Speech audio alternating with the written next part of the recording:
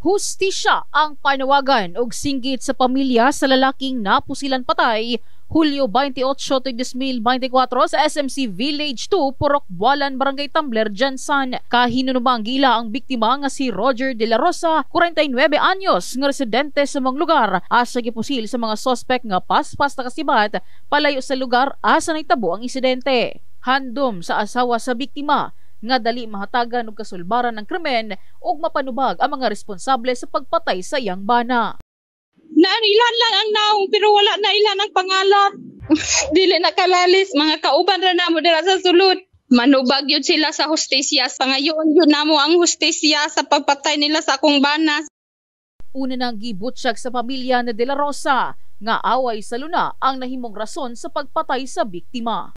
Dili man may mga angkon og yuta. Ang amua lang ug naa sila'y tarong nga papilis. Kung tinuod man kaha ang ilang titulo, ikorte nila. Kay kami, oras nga naay court order, na tinuod ilaha, manghawa mi. Mao nang gihangyo namo sa ilaha. Sumala pa ni Police Major Ulf Tabukon nga sa kasamtangan, padayon pa ang ilang ginahimong investigasyon o pagtuki sa ilang mga person of interest kalabot sa maong krimen. Karon ma'am, continuous siya po na itong conduct sa hot pursuit o natay gina-monitor na mga movement mo sa tao.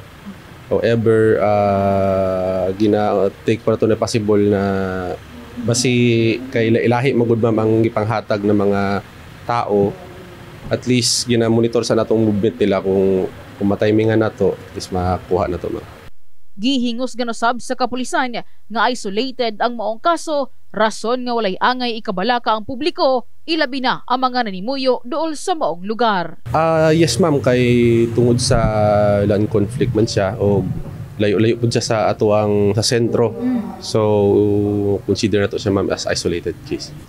Yes. So ang ako lang is akong naamay mga information na mahatag ninyo, ay mo atubili pa adto sa among station para at least matabangan na to ang pamilya na masolve dayon ng kasuhanan. In the heart of changing lives, kini sa MJ Fernandez, Brigada News.